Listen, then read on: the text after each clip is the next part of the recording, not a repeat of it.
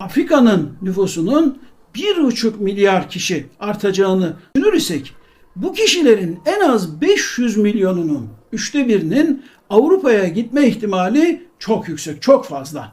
Yani 500 milyon Afrikalı önümüzdeki 25 yıl içerisinde Avrupa'ya göçmen olabilir. Avrupa'ya 500 milyon yeni göçmen ne demek?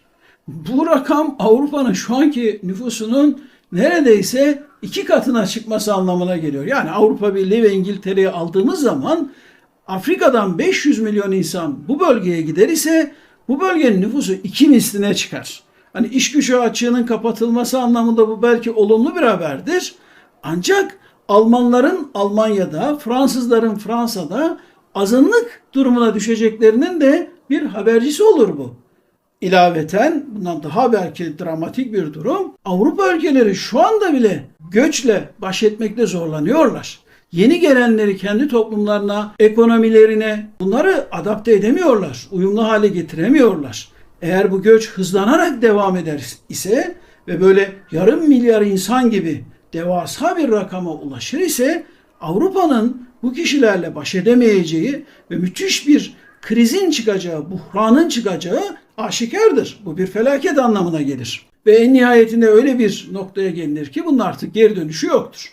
Fransa Fransızların, Almanya Almanların, Belçika'da Belçikalıların ülkesi olmaktan çıkar. Herkes hani bir zamanlar ünlü bir sunucunun söylediği gibi çikolata renkli olur. Çikolata renkli Fransızlar, çikolata renkli Almanlar.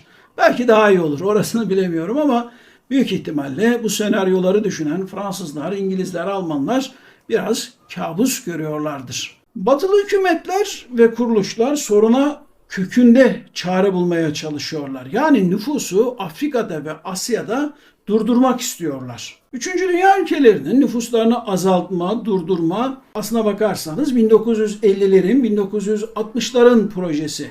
Batı dünyası, batılı kuruluşlar ve devletler 1950'lerden itibaren Doğu'daki, Afrika'daki, Asya'daki nüfusu azaltmaya çalıştılar. Bunun en önemli nedeni şuydu. 1950 yıllarda en büyük kaygı dünya nüfusunun çok hızlı büyüdüğü ve dünya kaynaklarının